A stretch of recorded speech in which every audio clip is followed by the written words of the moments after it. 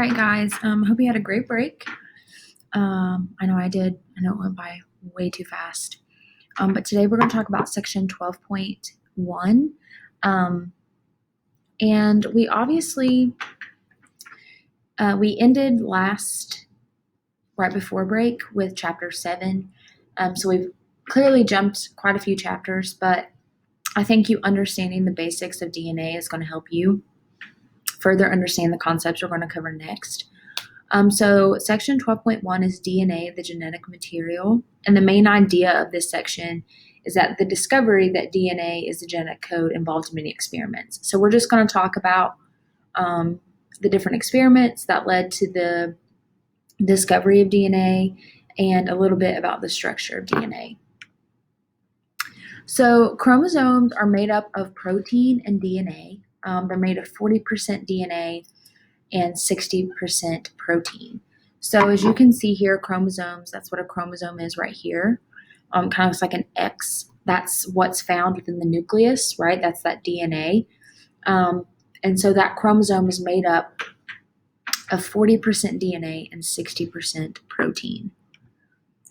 So a few of the scientists, we had Griffith in 1928, Avery in 1944, Hershey and Chase in 1952, Chargaff in 1950, Wilkins and Franklin in 1952, Watson and Crick in 1953, and McClintock in 1949. So all of these scientists had to do and contributed to the discovery of DNA. At this time, So to start with Frederick Griffith in 1928, he was trying to figure out what made people sick. So he studied two different strains of bacteria, specifically pneumonia, and he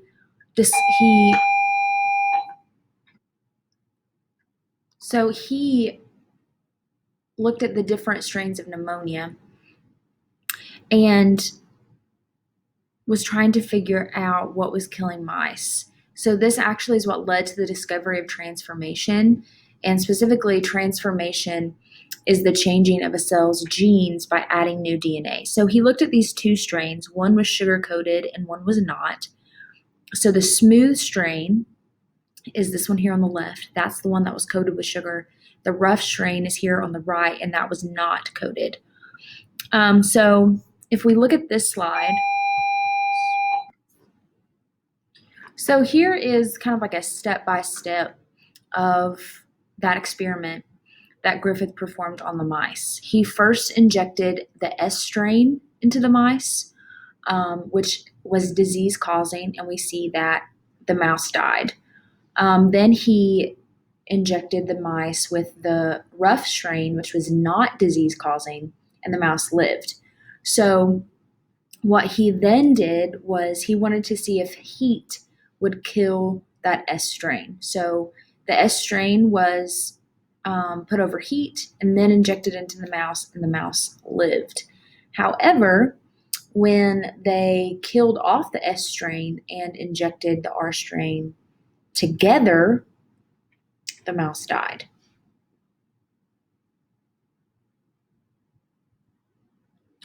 So next we have Oswald Avery in 1944.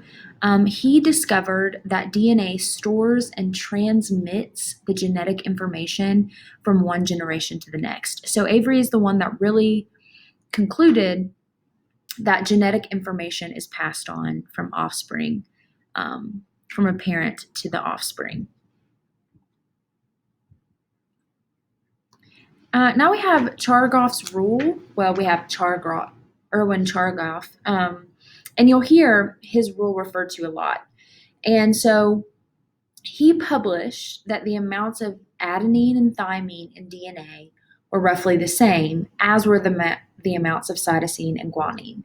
And so when we talk about base pairing within DNA, we always refer to Chargaff's rule, because adenine always pairs with thymine and cytosine always pairs with guanine in DNA base pairing. So Chargaff's rule basically says the percentage of A is equal to the percentage of T, and the percentage of C is equal to the percentage of G.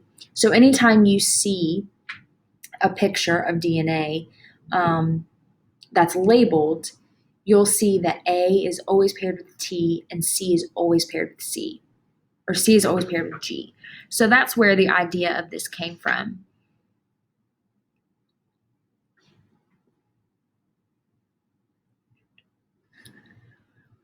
So now we have Alfred Hershey and Martha Chase. This was in 1952. And they collaborated in studying viruses, so non-living particles smaller than a cell that can infect living organisms. Specifically, they studied bacteriophage, and that's a virus that eats bacteria, and it's made up of proteins and DNA or RNA.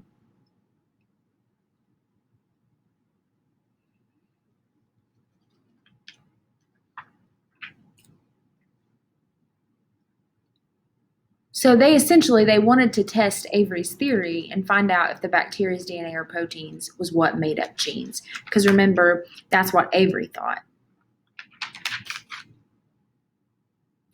So they go through this process of radioactive labeling and tracking DNA. And so with radioactive markers, they can be used as markers to show whether the protein or the DNA is inserted into the bacteria. And so in their experiment, they labeled one set of bacteriophages with radioactive phosphorus, and then they labeled another with radioactive sulfur. So the proteins do not contain phosphorus. So DNA and not protein in this viruses would be radioactive. But because proteins contain sulfur and DNA does not, proteins and not the DNA would be radioactive. So the radioactive markers showed whether or not it was protein or DNA being inserted, because in phosphorus, in those that were labeled with phosphorus, it was the DNA that was radioactive because protein does not contain phosphorus. But in the ones that sulfur was injected, it was the proteins that were radioactive because they do contain sulfur. So this also gave them the opportunity to track that DNA. And from that, Hershey and Chase concluded that the genetic material of bacteriophage was DNA.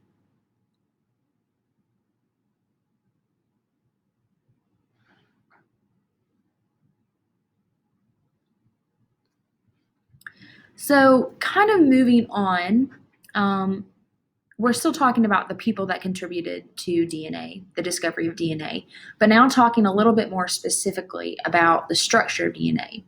Rosalind Franklin in 1952 studied the structure of DNA using a technique called X-ray diffraction. And the result is the famous photo 51 revealing DNA as a double helix. So you can see in this picture here to the left, or to the right, I'm sorry, that it's a double helix. See, this is one helix here. This is two helix here. So that's a double helix. The idea of X-ray diffraction is a technique that involved aiming X-rays at the DNA molecule.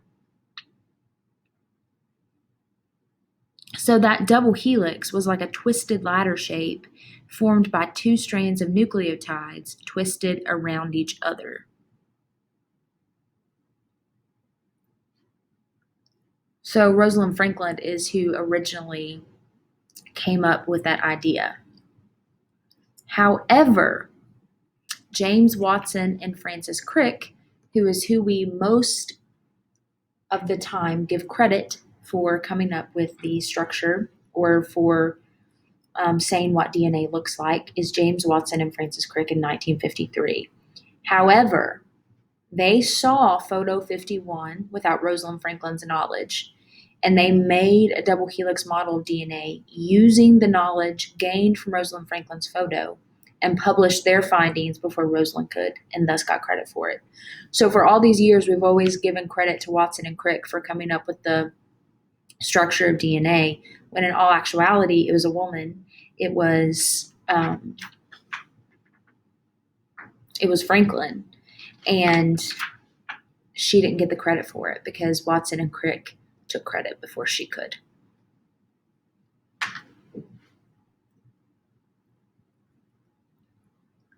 But moving on to the structure of the DNA, regardless of who has been given credit for what the structure of DNA looks like, the structure of DNA remains the same. So there's three main things that you need to understand. There's a double helix, there are hydrogen bonds, and there are base pairing. So the double helix, that means it's made up of two strands, and it looks like a twisted ladder or spiral staircase. You'll hear people refer to it as a ladder or a staircase, but it's a double strand. So you need to remember DNA means double strand. Hydrogen bonds are what hold the bases between the two strands together. So strand 1 and strand 2 are bound together by hydrogen bonds. Those hydrogen bonds are in between the base pairs. So remember when we were talking about Chargaff's rule, we said adenine and thymine bind together and guanine and cytosine bind together. So the bond between A and T, between adenine and thymine, is a hydrogen bond. Okay, so one helix would have adenine on it, and the other helix would have thymine on it, and the hydrogen bond is between those two, connecting them, making it a double helix. So you must remember A and T always go together, and G and C always go together, right? It should be easy for you to remember G and C because Greenup County, right? Guanine and cytosine always go together. So here's this picture. This is one helix, two helix. We have cytosine, adenine, and guanine. And then we have to have the complementary base pairs here. We have to have that Chargaff's rule, right? So if we have C, what always goes with C? G does. And a hydrogen bond is what's bringing them together, okay? Now, DNA also has a sugar phosphate backbone, but right now we're focusing on these base pairs, okay? So something that you need to understand with the double-stranded DNA, there is a 5' end here, and there is a 3' end. Now, typically, the first strand is read 5' to 3'. However, the complementary strand, that second strand that has the base pairing with it, is read the opposite way. So if this strand is 5' to 3', then this strand is 3' to 5'. It's kind of like with a battery, when you put two batteries in, right? You always have positive and negative on the opposite sides. So 5' on one end, 3' on the other, but on the complementary strand, it's the opposite. And those are anti-parallel, right? So DNA is made up of nucleotides, okay? Those are those adenine, guanine, thymine, and cytosine.